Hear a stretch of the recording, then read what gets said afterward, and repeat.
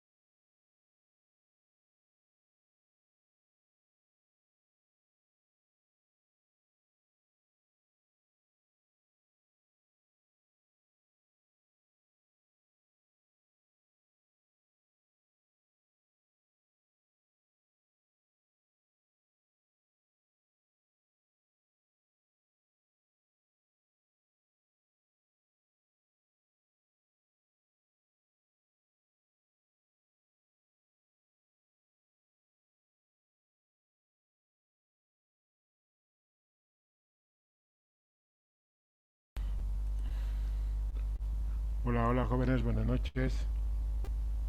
Buenas noches, Luis. Vayan Licenciado. encendiendo sus cámaras, por favor.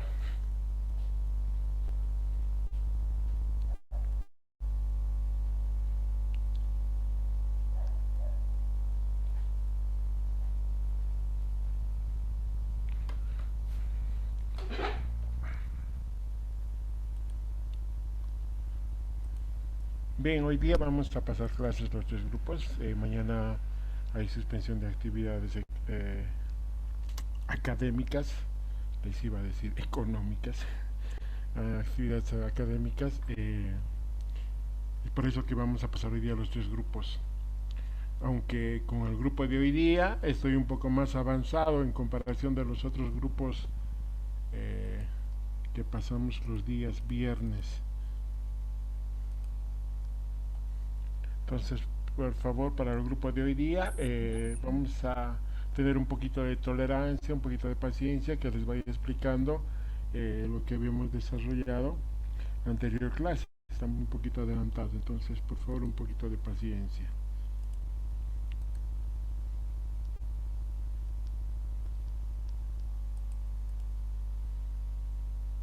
Creo que en el grupo del viernes habíamos quedado en los objetivos simplemente, ¿verdad? Sí, Luis. Bien, estamos entonces atrasaditos. Vamos a ir avanzando entonces.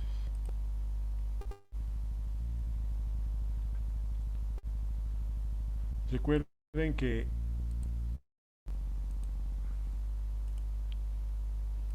el trabajo de oxigenoterapia es un procedimiento muy importante para desarrollar como tratamiento kinesiológico, como tratamiento médico, es esencialmente un fármaco que se prescribe a todos los pacientes que van a necesitar.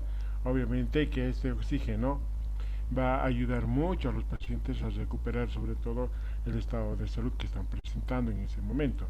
Pero cualquier alteración o administración ya sea exagerado, ¿no?, de oxígeno, esto va a producir producir efectos muy nocivos en los pacientes que al final vamos a desarrollar cuáles son estos efectos. Y eso no es bueno para algunos pacientes. Recuerden que les he mencionado, si no me equivoco, eh, a los tres grupos ya que la EPOC también va a tener mucha tendencia a que pueda presentar alguna alteración cuando se administra bastante oxígeno. Normalmente un paciente con EPOC cuando tiene algunas exacerbaciones, nosotros debemos administrar oxígeno entre el 87 a máximo 92%, puesto que si nosotros llevamos a 94, 96% de oxígeno, lo que es por favor su micrófono, vamos a llegar a complicar la situación y vamos a colocar en riesgo la vida del paciente, incluso puede llegar a fallecer, ¿no? Porque podemos llegar a producir algún problema cardíaco, entonces ahí estamos nosotros fregados por el incremento del oxígeno. Ahora cuando hay pacientes que no tienen estas observaciones como el EPOC, por decirles, entonces sí se puede administrar oxígeno a grandes cantidades, que podemos llegar, por ejemplo, hasta un 98%, al 100%. Generalmente, por ejemplo, nosotros en la parte neonatal, cuando estamos administrando oxígeno, si el paciente está saturando 100%, no es que nos pongamos felices, más bien debemos preocuparnos, ¿no? ¿Por qué? Porque el paciente está recibiendo demasiado oxígeno, por lo menos debería estar saturando en la parte neonatal hasta un, que les digo, 96%, 97%, entonces más del 98% ya deberíamos preocuparnos en este caso cuando está saturando a ese porcentaje en la parte neonatal. Vamos a...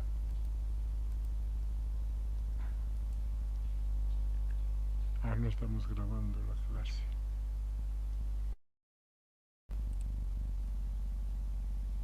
Recording in progress. Ya habíamos hablado de los objetivos.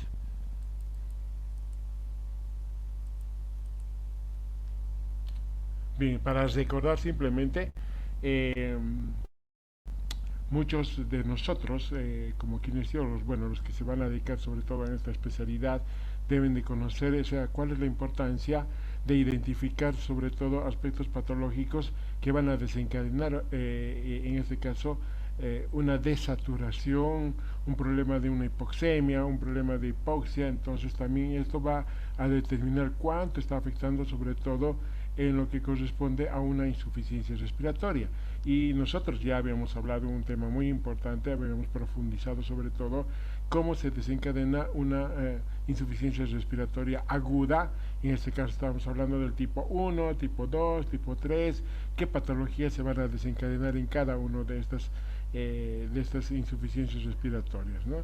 Entonces eso es muy importante para que ustedes puedan reconocer e identificar lo que es una insuficiencia respiratoria aguda. Ustedes pueden repasar para que tengan un poco más de conocimiento del manejo de la insuficiencia respiratoria aguda. Y recuerden que la oxigenoterapia es el primer tratamiento que vamos a desarrollar para el manejo de esta patología como corresponde a la insuficiencia respiratoria. Si la oxigenoterapia no está dando funcionamiento, entonces vamos a recurrir a un soporte ventilatorio de mecánica no invasiva. Este es un poquito más complejo el manejo, se maneja con fórmulas, se maneja ya con medicamentos un poquito más avanzados, entonces ahí juega un rol muy importante sobre todo el manejo terapéutico de lo que es medicina interna, lo que es los médicos críticos, y también como kinesiólogos nosotros debemos conocer para el fraccionamiento de oxígeno, a cuánto se debe dar de manera inspiratoria, expiratoria, a través de ciertas fórmulas. Ya cuando el paciente está muy complicado, ya necesita de ser dependiente de un ventilador mecánico invasivo, entonces ahí ya el paciente debe ser entubado a través de un tubo orotraqueal o una traqueostomía. Ahí el paciente ya va a estar dependiendo de lo que es la ventilación mecánica invasiva. Ahí el paciente no va a trabajar de por sí solo, sino es la máquina quien va a hacer el uso o el manejo de todo lo que es la ventilación. Voy a aceptar a estos dos últimos. Entonces recuerden que la insuficiencia respiratoria, lo primero que nosotros manejamos es a través de la oxigenoterapia. Y bueno, para que nosotros podamos definir e identificar lo que es una insuficiencia respiratoria, nosotros debemos conocer lo que son los valores de una gasometría. Bueno, nosotros también ya hemos avanzado estos elementos laboratoriales eh, para que puedan reconocer e identificar. Bueno, voy a hacer un paréntesis cortito. El tema del repaso que les tomé, quise hacerlo de manera oral para que ustedes puedan tomar conciencia de la importancia de todo lo que es el manejo laboratorial, todos los que van a ir a trabajar en los hospitales, bueno, incluso en sus mismos gabinetes, muchas veces los pacientes te llevan sus laboratorios, ¿no? Y entonces cuando te muestran, tú no puedes decir, disculpe señora, yo no he llevado el intérprete de análisis clínico en la universidad, por lo tanto no lo puedo explicar. No, no podemos decir eso. Nosotros ya al salir de la universidad somos unos profesionales preparados, ¿no? Aunque con ciertas dificultades que se está presentando hoy día, pero eh, debemos saber, debemos aprender. Y personalmente yo también no he llevado en la universidad lo que son estudios laboratoriales, la interpretación, análisis, no he llevado. He aprendido mucho en lo que es uno, en lo que es la experiencia en el hospital, ya en los hospitales, en el trabajo, por los años que vamos trabajando, he ido aprendiendo. La otra forma que he ido aprendiendo es a través de los cursos que voy recibiendo. Y es muy importante por esto, porque como les decía, vienen los pacientes, te traen sus laboratorios y debemos de explicarles, ¿no? Si estos valores están normales, aunque muchos de estos laboratorios que yo les he solicitado, muchos no van a mencionar ustedes, pero sí hay aspectos muy importantes en los cuales nosotros tenemos que tener conocimiento, ¿ya? De interpretación de la hemoglobina, de orina, que son los más frecuentes que se utilizan para para complementar el diagnóstico o, como les digo, o confirmar el diagnóstico. Recuerden que nosotros siempre debemos manejarlos por la parte clínica. Por la parte clínica, por la sintomatología que va presentando a los pacientes cuando acuden a nuestra consulta.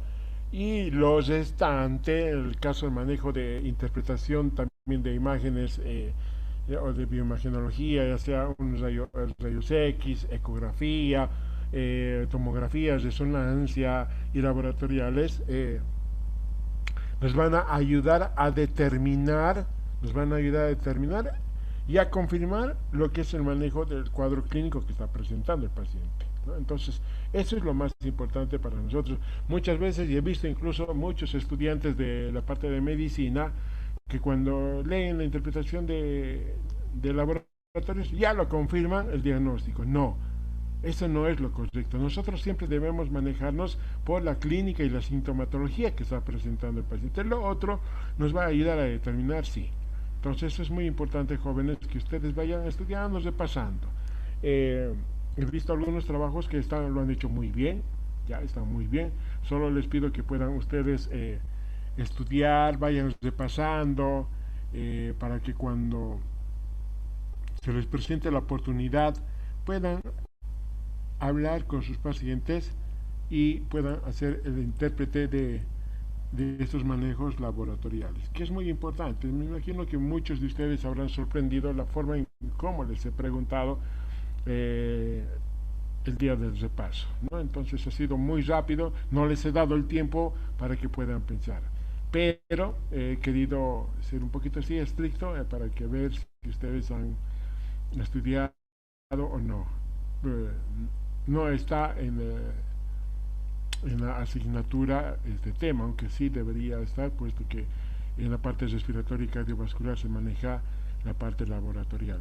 Todos los que han estado presentes en el examen van a tener 2 puntitos. Y algunos que me han respondido van a tener unos 3 puntos extras para el segundo parcial, ¿ya? Y vayan repasando, jóvenes. Pueden imprimir sus trabajos, hacerlo plastificar y tenerlo como un cuadernillo para que vayan repasando. Recuerden que les he dado qué patologías se presentan, si está disminuido o está alterado. Eso es simplemente para que puedan tener conocimiento sobre el manejo de interpretación y análisis de los estudios laboratoriales. Sin más ir lejos, estamos en esta parte del manejo de los gases arteriales. Tenemos la presión parcial de oxígeno, que esto debe mantenerse en un rango normal de 80 a 100 miligramos de mercurio. Si esto va bajando a 80 de 80, pues vamos a presentar un problema respiratorio, ¿no? Que puede ser una de las causantes, no sé, una secuela de una neumonía, puede ser una secuela de un resfrío común. Entonces puede llegar a causar estos casos, o por ejemplo alguna alteración de una presión parcial de oxígeno. Ahora, la presión parcial del dióxido de carbono debe mantenerse entre 35 a 45 miligramos de mercurio. Cualquier alteración de esta puede llegar a producir también una hiperoxemia, ¿no? Una retención de lo que es el dióxido de carbono, y en muchos pacientes eso vamos a ver con esta alteración. El pH que debe estar entre 7.35 a 7.45. Esto también ustedes van a ver muy a menudo en los hospitales cuando se va manejando estos laboratorios. Y la saturación, que es muy importante para nosotros reconocer e identificar si este paciente va a tener alguna complicación en lo que corresponde a una presión parcial de oxígeno, ¿no? Entonces, si esto va a disminuir, si disminuye la presión parcial de oxígeno, también va a haber una disminución de lo que corresponde a una desaturación. Ahora, el bicarbonato también juega un rol muy importante en lo que corresponde en la correlación entre el pH. Si este está disminuido o está aumentado, va a haber una acidosis metabólica, una acidosis respiratoria. Entonces, esto hemos llevado ya en la parte de gasometría para que, pues, su entendimiento, jóvenes, pueden repasar ustedes también para ir profundizando más, porque en el examen segundo parcial les voy a ir dando algunos análisis clínicos para que puedan ustedes interpretar y responder de la mejor manera a lo que corresponde el estudio de caso clínico. Y el exceso de base, que es menos 2A más 2. Entonces, estos valores nos van a ayudar a determinar también una insuficiencia respiratoria aguda para su posterior tratamiento. La definición de oxigenoterapia, vamos a decir que es la administración externa de este elemento a concentraciones mayores que los presenta en aire ambiente, es decir, en cantidad superior al 21%. Recuerden que la fracción inspiratoria de oxígeno en nosotros es del 21%. Si yo me encuentro en Sucre o me encuentro en Potosí, La Paz, Santa Cruz o en el monte del Everest, la fracción inspiratoria siempre va a ser al 21%. Lo que va a variar es la presión atmosférica, ¿no? A nivel del mar está en 760 miligramos de mercurio. Pero si yo voy ascendiendo, esta presión atmosférica va a ir disminuyendo. Por lo tanto, voy a tener una dificultad respiratoria. El ejemplo que les daba en las anteriores clases, las personas que viven en la parte del occidente, en la parte de la Paz, Oruro, ¿no? Los problemas respiratorios que van a ir presentando a lo largo de su ciclo de vida, ¿no? ¿Qué es lo que vamos a hacer nosotros con la oxigenoterapia? Vamos a tratar, ¿no? Ya cualquier patología que esté instaurada, ya sea una insuficiencia respiratoria aguda tipo 1, 2, 3, ¿no? Vamos a tratar.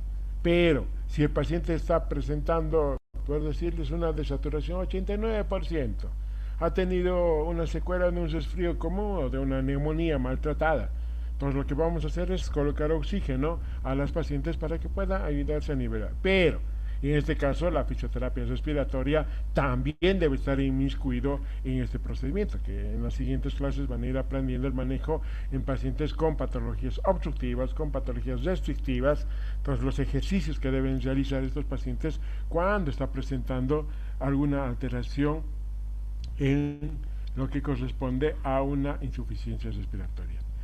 Los síntomas y manifestaciones, la hipoxia y la hipoxemia, ¿no? Son dos conceptos muy importantes en los cuales nosotros vamos a determinar el tratamiento de la oxigenoterapia.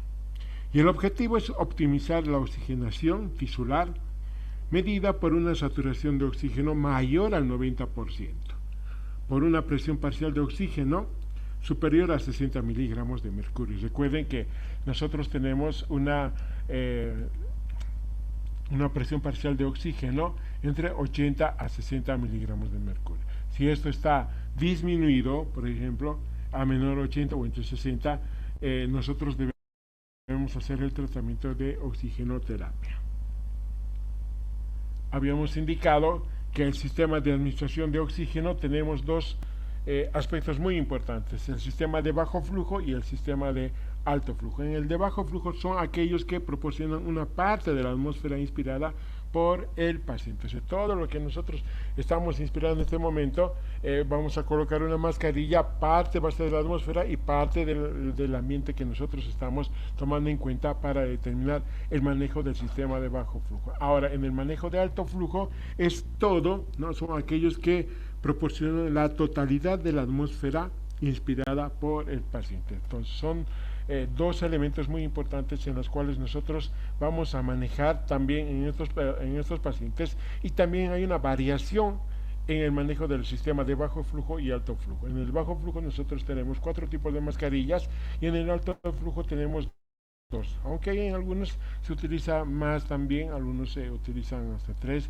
pero nosotros lo vamos a manejar con 2 elementos muy importantes. Recuerden que habíamos hablado mucho siempre esto de la fracción inspirada de oxígeno, puesto que es importante para nosotros para determinar la saturación de los pacientes también cuando estamos tomando la oxigenación de la oxihemoglobina, expresada lo que es en las concentraciones y medida en porcentaje. La FIO, la fracción inspiratoria de oxígeno ambiental es del 21% que nosotros respiramos. Este es el ejemplo que les puse. En el lugar donde nosotros estemos vamos a respirar al 21%, ¿no? Y lo que sí va a variar son las presiones parciales atmosféricas. Y bueno, esto nosotros tenemos que conocer, identificar, reconocer y aprender de memoria. Si bien nosotros estamos respirando al 21%, cuando... Deme un segundito, por favor, voy a traer los materiales.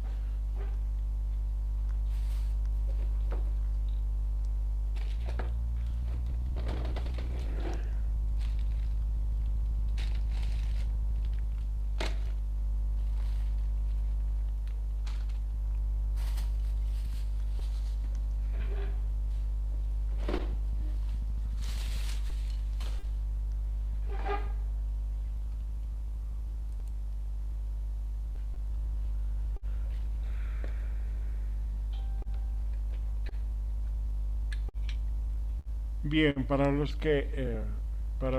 del grupo del día viernes, los del día jueves ya les he explicado. Para el grupo jueves y viernes, ¿cómo se ve en la cámara, verdad? ¿Cómo se llama este dispositivo? ¿Es el manómetro, Licen? Sí, Manómetro. el manómetro. ¿Para qué me sirve el manómetro? Para medir el oxígeno del tanque. No. Bueno, el manómetro no nos va a medir el oxígeno. Para regular la salida de oxígeno. Para regular la presión, ¿ya?, que está emergiendo del tanque. Estos tanques de oxígeno que ustedes pueden observar ejercen. Recuerden que todo aire o todo gas que se introduce a nivel de estos tubos ejerce una presión, ¿verdad? El volumen que ingresa va a ejercer una presión, este gas, ¿no? Y por lo tanto va a regular lo que es la presión, nos va a indicar a cuánto de presión está ese tanque. ¿Ya? Mientras va terminándose o va consumiéndose el gas, la presión va a ir disminuyendo, ¿ya? Para eso nos sirve el manómetro. ¿Y esto cómo se llama?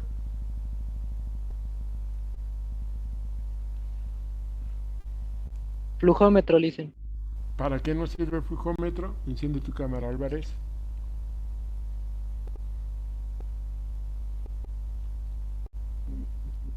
Es para dar la cantidad, para calcular la cantidad de litros que se le va a dar al paciente. Muy bien. Nos va a ayudar a determinar la cantidad de litros que nosotros vamos a prescribir al paciente. O sea, ¿cuántos litros vamos a dar? Muy bien. ¿Y esto cómo se llama? Humidificador. El humidificador. Si ustedes pueden observar en la imagen, este humidificador tiene dos rayitas, ¿ya? De llenado, ¿ya? De mayor llenado y de menor llenado, donde nosotros tenemos que colocar ya sea agua destilada, sobre todo colocamos.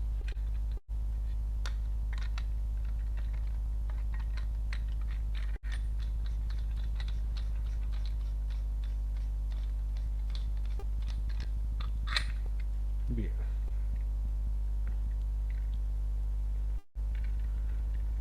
Entonces aquí nosotros tenemos un flujómetro con su manómetro para ayudar en este caso a dar oxígeno a los pacientes. Y este flujómetro, hay algunos flujómetros que vienen de 3,5 litros para el manejo neonatal, hay flujómetros que vienen hasta 10 litros y también hay algunos flujómetros que llegan hasta 15 litros por minuto. Entonces eso va a variar dependiendo del uso en el cual nosotros vamos a dar en la parte neonatal, pediátrica y adulto. Ahora, si ustedes observan en la parte, en la pantalla, nosotros tenemos el flujo litros por minuto. Normalmente en el ambiente tenemos de 21% lo que es la fracción inspiratoria de oxígeno ambiental, ¿verdad? Si voy a dar oxígeno extra a mi paciente, si yo voy a colocar a 1 litro por minuto, entonces estoy dando oxígeno extra al 0,24%, ¿ya? Al 0,24%. Si voy a dar a 2 litros, estoy dando a 28%. Si voy a dar a 3 litros, voy a dar a 0,32%. 4 litros, 0,36%. 5 litros a 40%. Ahora, no todas las mascarillas van a recibir la misma cantidad de oxígeno. Como les decía la anterior vez, aquí tengo, bueno, esta es una mascarilla con bolsas de Servor y esta se usa hasta 10 litros por minuto.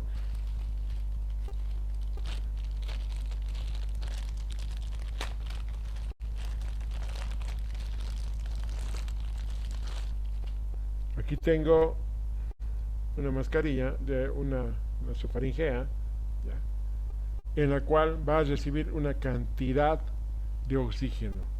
Por ejemplo, si yo coloco a esa mascarilla nasal o esta cánula nasal a 6 litros, no me va a servir de nada.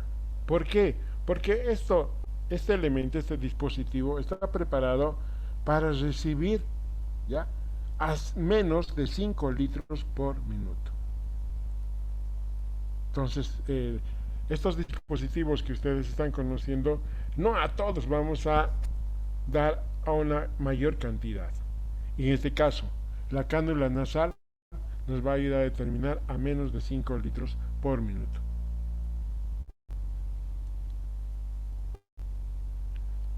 Luego tenemos las mascarillas simples de oxígeno, que va a estar entre 5 a 6 litros, que va a corresponder al 40%, de 6 a 7 litros, 50%, de 7 a 8 litros, 60%, y así sucesivamente hasta los 10 litros. Pero, como les decía, hay flujómetros hasta de más de 15 litros.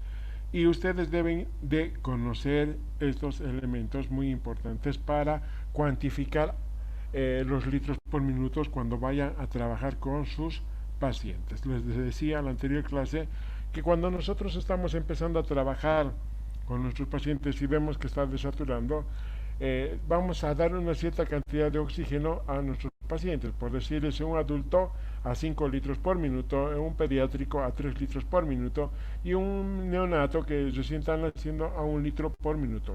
En el momento sí, pero ya cuando tengamos los estudios de laboratorio, la gasometría, la placa radiográfica, ahí vamos a determinar con exactitud a cuántos litros por minuto vamos a prescribir.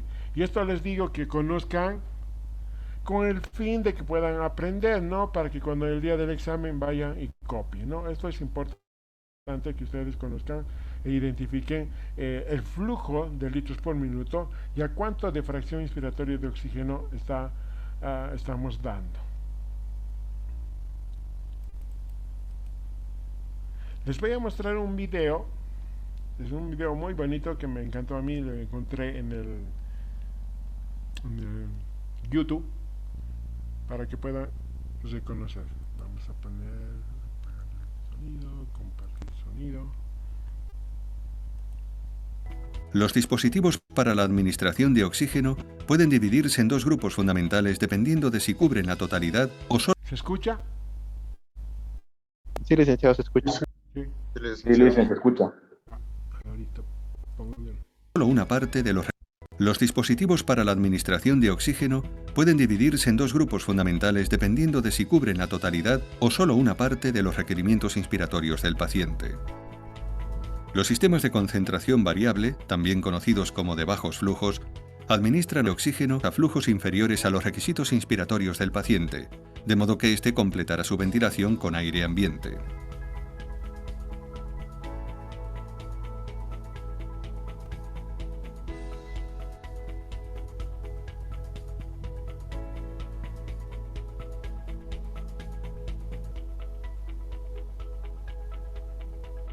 Los sistemas de concentración fija o altos flujos administran flujos que cubren la totalidad de los requerimientos inspiratorios del paciente.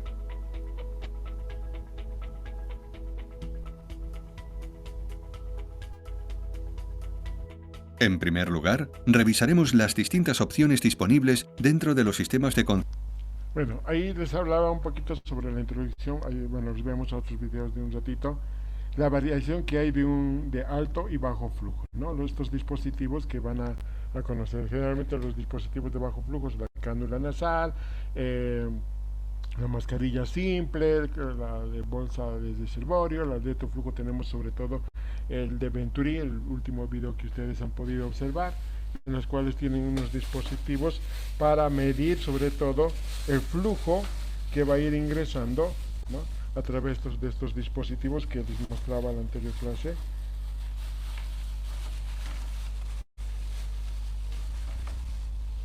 Estos dispositivos se utilizan en la mascarilla de tipo Venturi. Entonces eso vamos a ver de un ratito.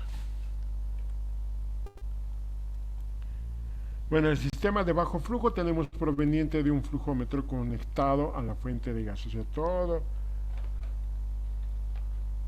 todos estos dispositivos, ya las mascarillas, las cánulas nasales, generalmente se van a introducir a lo que es al humidificador.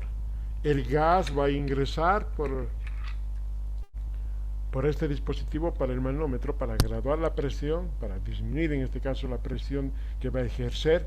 Luego vamos a graduar por el flujómetro a una cierta cantidad que vamos a dar al paciente. ¿Cómo se llama esto?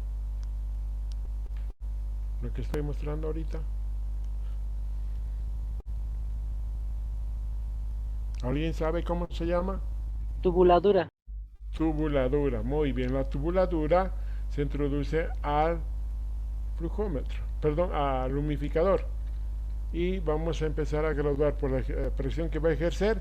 Esta pelotita va a ir subiendo a 1 litro, a 2 litros, 3, 4, 5 litros para pasar el oxígeno al paciente, ¿no? Y algo muy importante que nosotros tenemos que tomar en cuenta, estos aspectos de la dotación de oxígeno va a depender de 3 factores muy importantes, dependiendo de la cantidad de litros que nosotros vamos a prescribir. El flujo que va a ejercer en estos dispositivos va a ayudar a determinar también la fracción inspiratoria de oxígeno. Si yo voy a dar más litros a mayor flujo, por lo tanto la fracción inspiratoria de oxígeno va a tener tendencia a subir. Ahora, si el flujo va a disminuir, también la fracción inspiratoria va a ir disminuyendo. Y va a depender mucho también de la parte anatómica de lo que corresponde en el tórax. Si yo voy a introducir poco volumen, ¿ya? Entonces también va a haber alguna modificación en la parte respiratoria. Y lo otro, lo que corresponde al manejo respiratorio en los pacientes de la parte inspiratoria del paciente. Si tengo un paciente que está ventilando mucho o está ventilando menos, eso va a haber una variación en el caso del consumo de oxígeno que va a tener en estos pacientes. Es por eso que mostramos en la imagen la determinación del tamaño del reservorio anatómico o mecánico, en este caso, dependiendo de la presión del volumen, dependiendo del volumen que vamos a dar, y va a ejercer la presión a nivel de lo que corresponde en el tórax. Y esto está aquí, lo que les mostraba hace rato, o les decía hace rato, a 5 litros por minuto en el adulto, a 3 litros en el paciente pediátrico y a 1 litro en el neonato. Entonces esto es un manejo muy importante para que ustedes puedan manejar en sus pacientes cuando está presentando alguna alteración de saturación, de desaturación. Y aquí tenemos los 4 elementos muy importantes de dispositivos en los cuales tenemos que tener conocimiento.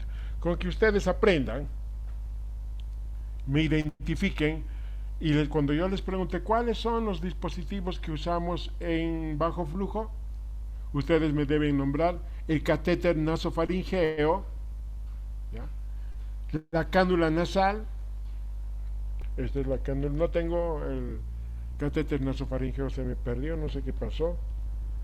Aquí tenemos la cánula nasal. Esto se maneja, conocen mucho de ustedes. En los hospitales podemos observar cuando estamos visitando a algún familiar o haciendo las prácticas. Luego tenemos la mascarilla simple de oxígeno. Esta mascarilla. Perdón, voy a quitar esto. Esta es la mascarilla simple de oxígeno. Esta es una mascarilla pediátrica, ¿ya? Se coloca y se administra el oxígeno. Luego tenemos la mascarilla con bolsa de reservorio.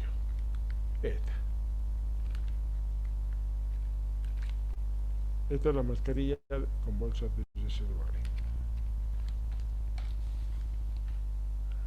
Generalmente yo, por la experiencia y el manejo que he tenido en los pacientes, la mascarilla con bolsa de reservorio lo utilizo mucho, sobre todo en pacientes que están presentando patologías respiratorias neuromusculares, ¿ya? Ahí me ayuda bastante por la retención de oxígeno o en este caso del gas y el oxígeno que va a tener en la bolsa de reservorio. Esto lo utilizo bastante ahí. Ahora las cánulas, las cánulas nasal y la mascarilla simple lo utilizamos en pacientes con exacerbaciones de un asma, EPOC, se puede manejar con esos tipos de dispositivos, aunque hoy en día estamos manejando con las mascarillas de Venturi también ya. Aquí les voy a mostrar el video que les mencionaba que vamos a complementar con lo anterior. Las cánulas nasales son uno de los métodos más habituales para administrar oxígeno suplementario. Una cánula nasal consiste en 2 vástagos de textura suave unidos a una línea de oxígeno. En primer lugar, debemos conectar la línea de oxígeno al caudalímetro y seleccionar el flujo deseado. A continuación, introducimos los vástagos en las fosas nasales del paciente, colocamos la línea rodeando sus orejas y ajustamos la pestaña de fijación para asegurar una correcta colocación. El oxígeno fluirá desde la cánula hacia la región nasofaríngea del paciente, que actúa como un reservorio anatómico.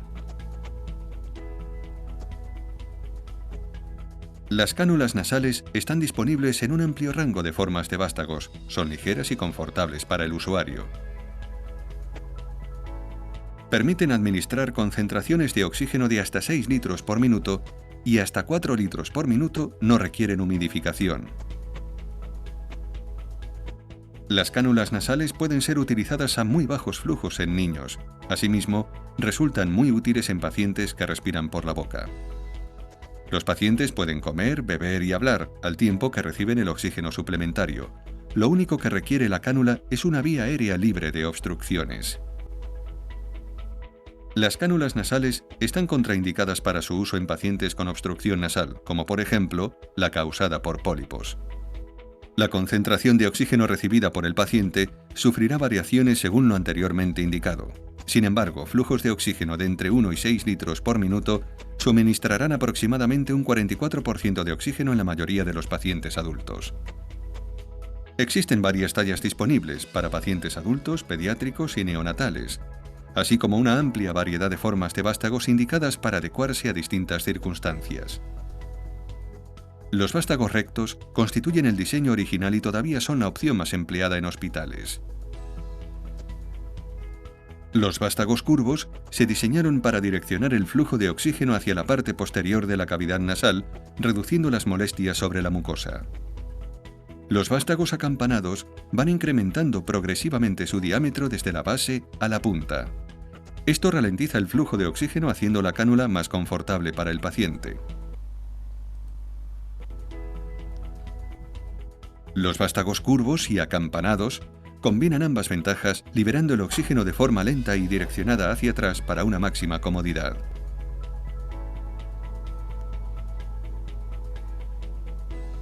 La cánula nasal puede suministrarse con protector de oreja, que beneficiarán especialmente a los pacientes con usos prolongados, ya que previenen la formación de escaras en torno a las orejas.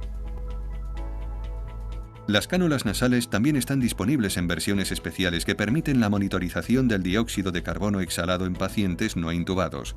Las cánulas nasales Sentry de Intersurgical disponen de esta particularidad.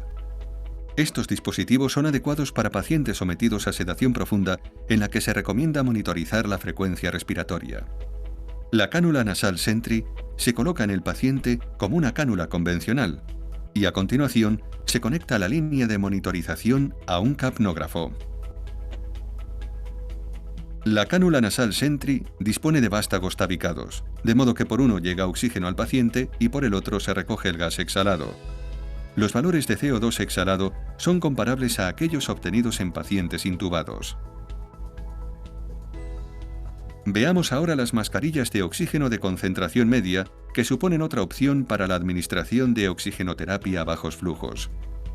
Las mascarillas son adecuadas cuando no conviene emplear las fosas nasales o cuando se requieren concentraciones más altas que las obtenidas con gafas nasales. Estas mascarillas están disponibles en tallas adulto y pediátrica. Las flechas indican la manera en la que los gases son inhalados y exhalados por el paciente. La flecha roja representa el oxígeno que llega a la mascarilla. La flecha naranja representa el aire ambiente que es succionado a través de los orificios de ventilación de la mascarilla mientras el paciente inhala, y las flechas azules representan la exhalación. La concentración de oxígeno recibida por el paciente es variable, pero para un flujo de entre 5 y 8 litros por minuto, la mayoría de pacientes adultos estará recibiendo entre un 35 y un 50% de oxígeno.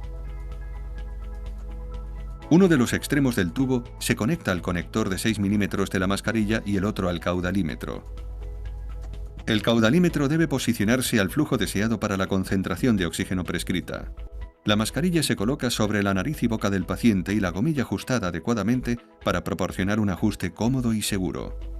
Históricamente, las gomas elásticas se situaban por encima de las orejas del paciente.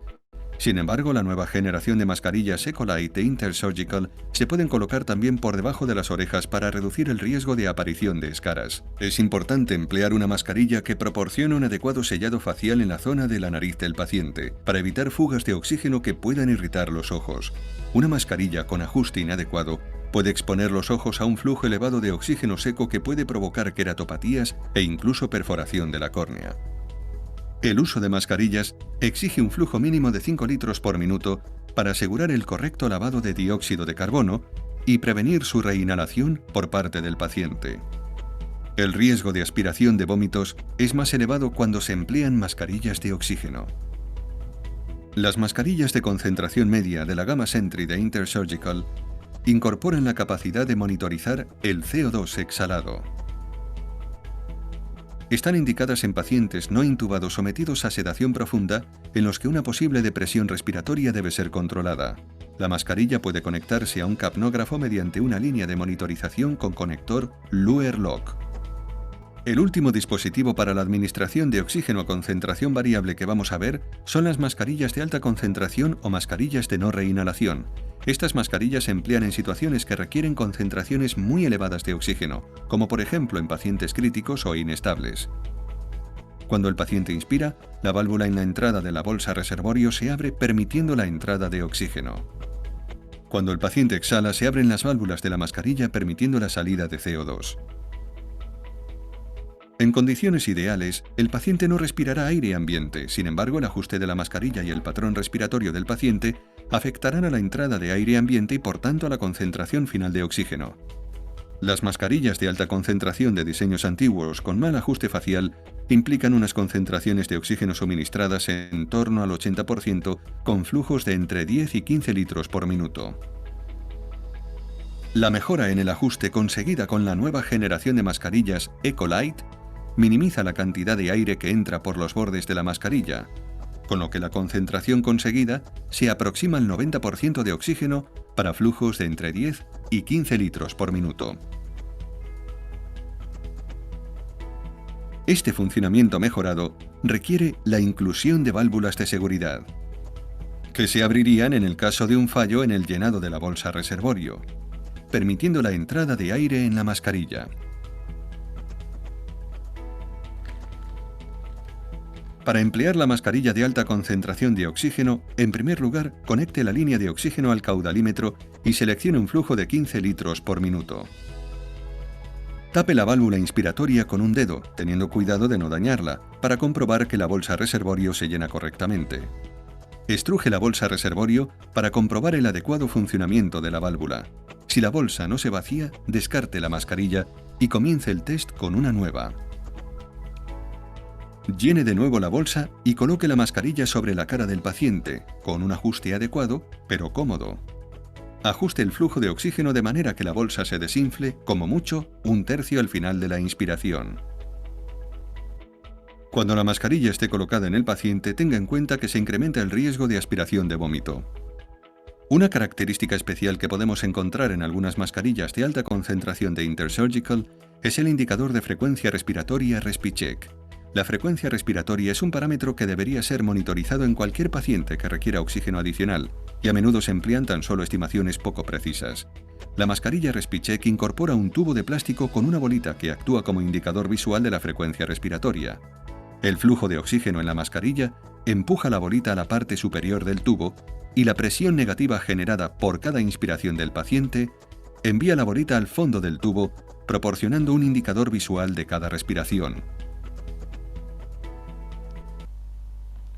Bien, como han podido observar, este video es muy interesante, donde describe las características propias de cada uno de estos dispositivos para el manejo y el uso, con sus probabilidades de beneficios y algunos efectos que podría desarrollar, como ser escaras, fobias en los pacientes. Entonces nosotros vamos a determinar sobre todo el uso de cada uno de estos dispositivos en función a la necesidad del paciente que va a presentar en el momento la insuficiencia o la desaturación que va desarrollando en su alteración respiratoria. Estos son los flujos por litro por minuto en los cuales nosotros tenemos en cada uno de los dispositivos, ¿no? Tenemos la cánula nasal, la mascarilla simple de oxígeno, máscara con bolsa de reservorio. Entonces estos dispositivos tienen que ser prescritos a cierta cantidad de oxígeno, cierta cantidad de flujo por litros por minuto, y en cuales nos va a dar la cantidad de fracción inspiratoria de oxígeno. ¿A cuánto estamos dando? Si doy a 5 litros, vamos a dar a 40% del 100% que debería tener el paciente. Bueno, aquí tenemos en la parte neonatal, nosotros usamos bastante, esto se llama casco, helmet, se utiliza como elemento, como un dispositivo, sobre todo para poder detectar, cuando nosotros estamos dando oxígeno, por ejemplo, con cánula nasal, y queremos quitar la cánula nasal para que pueda ir mejorando también la respiración del paciente, la frecuencia respiratoria, todos estos elementos. Entonces quitamos y colocamos este casquito en la cual se introduce la tubuladura a uno de los orificios que va a presentar este dispositivo. Entonces ahí estamos dando un aire o de oxígeno ambiental dentro de lo que es el casco o el helmet. Pero si el paciente va mejorando, entonces vamos quitando la tapa y por último solamente colocamos el oxígeno, la tubuladura dentro de la incubadora, que eso va a determinar un porcentaje también de fracción inspiratoria en la cual el paciente va a estar inhalando y poco a poco se le va quitando el oxígeno para llegar a cuna. Este es un procedimiento que se desarrolla en todos los pacientes que son internados en terapia intensiva, desde la incubadora hasta la cuna, lo que es terapia intensiva, terapia intermedia. Bueno, el sistema de alto flujo es un manejo muy importante, sobre todo para pacientes que van a tener alguna dificultad respiratoria un poquito más complicada, ¿ya? Estas representaciones esquemáticas del sistema de Venturi, sobre todo el manejo convencional para la oxigenoterapia. Este dispositivo que nosotros tenemos a mano, sobre todo ya los podemos conseguir en nuestro medio, nos ayuda a determinar sobre todo a cuánto de porcentaje vamos a dar a nuestros pacientes. Les voy a mostrar aquí. Por ejemplo, estos dispositivos tienen, como les decía, un determinado color.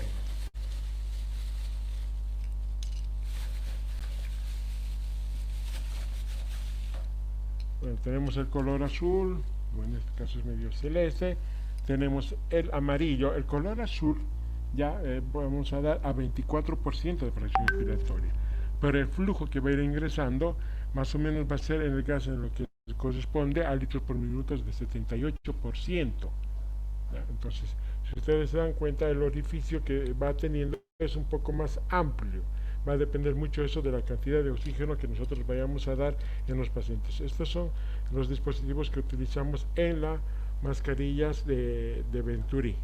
Les voy a mostrar el video para que puedan... ¿Dónde está el video? Aquí está. Para que puedan conocer un poquito más a profundidad. Temas de concentración fija o altos flujos. Estos dispositivos proporcionan un flujo de gas suficiente como para cubrir las necesidades inspiratorias del paciente. En primer lugar, ¿en qué situaciones debemos usar sistemas de concentración fija de oxígeno? Estos dispositivos están especialmente indicados en pacientes con enfermedad pulmonar obstructiva crónica y con retención de CO2, en los que la ventilación es dependiente del impulso hipóxico. En esta patología se pierden los estímulos usuales que rigen la respiración y que son el mantenimiento de unos niveles normales de CO2, debido a un aumento crónico de los niveles de CO2. En estos casos, la respiración es dirigida por la hipoxia. Si estos pacientes reciben altas concentraciones de CO2 y sus presiones parciales de oxígeno aumentan, este control de la respiración a través de la hipoxia puede perderse. Podría tener lugar una elevación extrema de los niveles de CO2, con resultado de coma e incluso la muerte. Un sistema de concentración fija, en el que la fracción inspirada de oxígeno puede ser minuciosamente controlada y monitorizada mediante mediciones de gas en sangre, suele ser más apropiado para este tipo de pacientes. La concentración de oxígeno inspirada es determinada por el diseño del dispositivo en lugar de por la frecuencia y profundidad de la respiración del paciente. Esto es así porque los dispositivos Venturi administran concentraciones muy precisas y prefijadas de oxígeno a flujos lo suficientemente elevados como para satisfacer las necesidades inspiratorias de la mayoría de pacientes adultos. El flujo de gas que llega al paciente se ve incrementado con aire ambiente que entra en el dispositivo mediante el efecto Venturi. Se administran concentraciones de oxígeno muy precisas provenientes de la mezcla conocida de oxígeno y aire ambiente. Las mascarillas están disponibles con kits de válvulas Venturi intercambiables que tienen un código de color para cada una de las concentraciones fijas de oxígeno que administran, por ejemplo, para el 35%. Cuando empleamos una mascarilla con Venturi, seleccionamos la válvula Venturi correspondiente a la concentración de oxígeno prescrita y la conectamos a la mascarilla. Conectamos un extremo de la línea de oxígeno al conector de 6 mm de la válvula Venturi y el otro extremo al caudalímetro. Seleccionamos el flujo impreso en la válvula Venturi. Colocamos la mascarilla sobre la boca y nariz del paciente, asegurándonos de conseguir un ajuste seguro y confortable. Es importante saber que para requerimientos de oxígeno superiores al 40%, el Venturi puede no generar un flujo capaz de satisfacer las necesidades inspiratorias más elevadas. Existe a menudo el concepto erróneo de que la concentración de oxígeno varía con el flujo de oxígeno. En realidad, si el flujo de oxígeno seleccionado aumenta, aumenta el flujo total que llega al paciente, pero la concentración de oxígeno en ese flujo de gas permanece estable. Por ejemplo, el flujo recomendado para la válvula Venturi del 35% de oxígeno es de 8 litros por minuto. Esto lleva al paciente un flujo total de gas de 45 litros por minuto al 35% de oxígeno. Incrementar el flujo del caudalímetro a 10 litros por minuto incrementa el flujo total de gas mezcla de oxígeno y aire ambiente, pero la concentración administrada continúa en el 35%. Las válvulas Venturi individuales pueden incorporarse en los kits de reanimación, siendo la más popular la válvula del 40%. Estos kits se usan para proporcionar respiración espontánea en pacientes intubados con oxígeno suplementario durante el transporte y en la unidad de reanimación. Conecte uno de los extremos de la línea de oxígeno al conector de 6 milímetros de la válvula Venturi y el otro extremo al caudalímetro y seleccione el flujo indicado en la válvula. Conecte la pieza en T al conector de 15 milímetros del tubo endotraqueal o de la cánula supraglótica del paciente. Una desventaja de las válvulas Venturi individuales es que si necesitamos cambiar la concentración administrada, debemos cambiar la válvula. Esto puede solucionarse empleando válvulas Venturi de concentración regulable. Con un Venturi de concentración regulable, podemos aumentar o disminuir la cantidad de aire ambiente que entra a través de la ventana, lo que a su vez modificará la concentración de oxígeno final. Esto significa que un solo Venturi nos permite administrar un amplio rango de concentraciones de oxígeno. Como el Venturi no necesita ser reemplazado para cada nueva concentración requerida, los cambios de concentración se pueden hacer de manera muy rápida. Implica también que no necesitamos almacenar distintas referencias de Venturis individuales en el hospital. El Venturi regulable silente puede administrar concentraciones entre el 26 y el 50% de oxígeno, e incluye un sistema de seguridad, tirar y girar, que evita ajustes accidentales. Al igual que con las válvulas Venturi individuales, conecte uno de los extremos de la línea de oxígeno al conector de 6 milímetros de la válvula Venturi y el otro extremo al caudalímetro.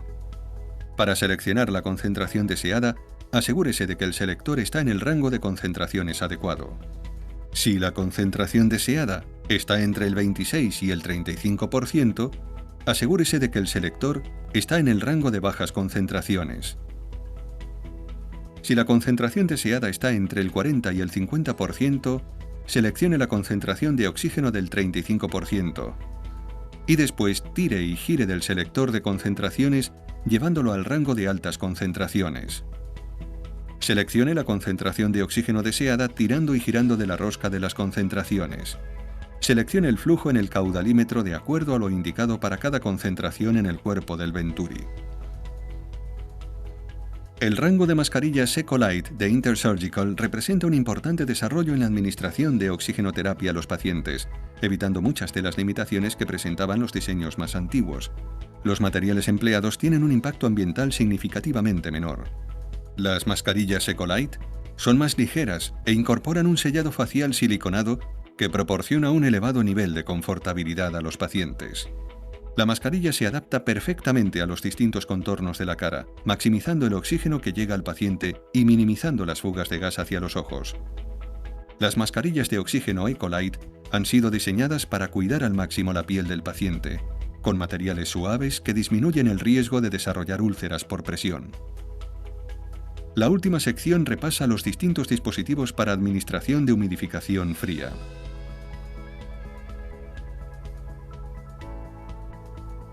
Fink y Hunt en prácticas clínicas. Bien, es un video muy interesante que también demuestra cómo se procede a lo que corresponde al manejo de pacientes con alto flujo. Y algo muy importante que nosotros debemos tener precauciones en el manejo de la oxigenoterapia, y son estas preguntas que nosotros debemos manejarnos siempre. ¿Conoce la fisiopatología del evento que va a manejarse? O sea, ¿conocen ustedes, digamos, en el momento del tratamiento que ustedes van a realizar el tratamiento con oxígeno a sus pacientes? ¿Conocen la patología, la fisiopatología, la alteración que se está produciendo, puesto que si no lo conocen, entonces podemos llegar a complicar la vida del paciente, aún sabiendo o desconociendo que la oxigenoterapia puede llegar a producir beneficios y también alteraciones en los pacientes, incluso hasta la muerte. Entonces debemos conocer la fisiopatología de todo lo que nosotros vayamos a tratar, no siempre en la parte cardiorrespiratoria, también en las otras áreas como ser en pacientes con daño neurológico, con daño, no sé, con pacientes con postcirugías. Entonces todos estos elementos nos van a ayudar a determinar un buen tratamiento con oxigenoterapia. ¿Cuál es el sistema más apropiado para las particularidades del paciente? ¿Qué dispositivo nosotros le vamos a dar al paciente para que pueda mejorar su desaturación o el problema que está presentando en el momento? ¿Qué objetivos clínicos persigue? ¿Qué es lo que vamos a, o qué es lo que queremos lograr con la oxigenoterapia en nuestro paciente? Obviamente que en el momento va a ser mantener, ¿no?, esa saturación o evitar que pueda producirse una hipoxemia, una hipoxia. Pero después de eso nosotros tenemos que ir destetando ese oxígeno, porque muchos se acostumbran al oxígeno. Se acostumbran, no quieren quitarse el oxígeno, por lo tanto la fisioterapia, la kinesiología va a ayudar a mejorar el estado de salud del paciente, ¿no?, para poder destetar, ¿no?, el oxígeno que está recibiendo el paciente. ¿Qué fracción inspiratoria es requerida? ¿A cuántos litros nosotros le vamos a dar? ¿A 2, 3, 4, 5 litros? ¿A 10 litros? ¿15 litros? ¿A cuánto? Y eso va a depender mucho de la fisiopatología y la alteración que está produciéndose en el paciente. ¿Qué fracción inspiratoria es potencialmente tóxica? Si yo tengo un paciente pediátrico que debo manejarle a 5, 6, 7 litros, pero si le doy a 12 litros le voy a intoxicar, voy a producir ciertas alteraciones en el paciente. ¿Qué presión arterial de oxígeno se desea conseguir? ¿A cuánto la presión parcial de oxígeno debemos llegar? ¿A cuánto debe estar? A ver, ¿alguien quiere responder? ¿Cuánto es lo normal? ¿Cuánto es la presión parcial? 80 a 100. Muy bien, debemos mantener entre 80 a 100. Menos de eso va a producir una alteración, ¿verdad? ¿Qué porcentaje de saturación de hemoglobina se pretende lograr? ¿A cuánto? Eso vamos a mantener entre 92, 97, 98%.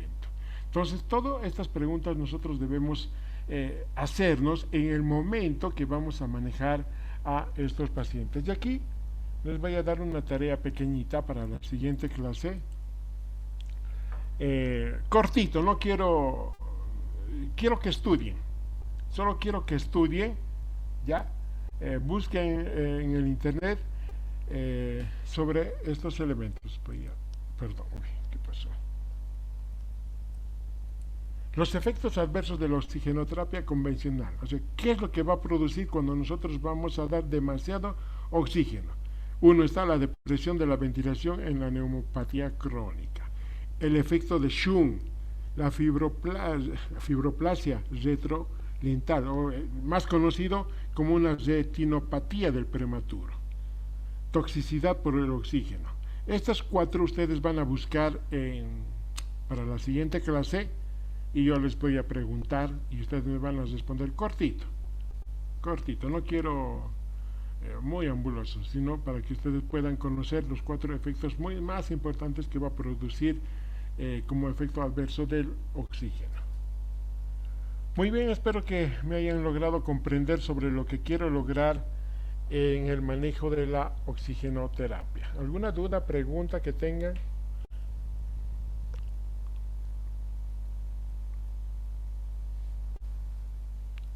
Un favor, creo que han mandado mensajes para el Zoom, ¿verdad? De ahí voy a tomar el control de asistencia. Están 99 alumnos presentes. Tengo que enviar mensaje. Hola. Están 97 presentes, pero 12 han debido salir. O se les ha botado la señal, creo. ¿No hay preguntas? Bien, jóvenes, nos estaremos viendo el día lunes, por favor. Que tengan... Lisa, Dime. Recording una stopped. tengo una duda sobre los exámenes de laboratorio. Cuando hemos investigado, por ejemplo, para hacer los exámenes, bueno, los resultados normales, am, hay ciertos lugares donde uno investiga y varía el Sí, mismo, por ejemplo. sí, Entonces, va a variar. Eso ¿cómo? depende también mucho de la escuela de formación, depende mucho de los países. Por ejemplo, hoy en día la glucosa se maneja de 70 a 90 en algunos, en la escuela americana, podría decir. Pero en algunos hospitales, incluso aquí en Sucre, manejan 115, en otros, en mi hospital manejamos de 70 a 100, en otros hospitales manejan de 70 a 115, entonces varía eso. Eso depende de la formación de la escuela también, de dónde sacamos también. Hay una variación.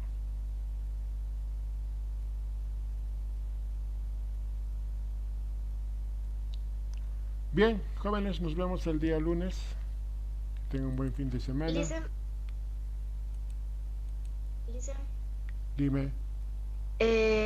Cariaga Quispe Brigitte pidió licencia. ¿Será que podría tomar en cuenta eso? A las personas que me han pedido licencia, la siguiente clase, por favor, en su, que me recuerdo, en su... Ok. Listo. Hasta luego. Hasta luego, Licen. Señor licenciado. Licenciado, buenas noches. Me dijo que le hiciera recuerdo de la anterior práctica porque me saltó el internet y le mandé fotos. Ya, la siguiente en su horario, por favor, ahorita no lo tengo el cuaderno. ¿Ya? Ah, ya. Ah, sí, porque es que este es mi horario. Ya, está bien, licenciado. Listo. Hasta luego. Hasta luego, gracias. Buenas noches. Buenas noches.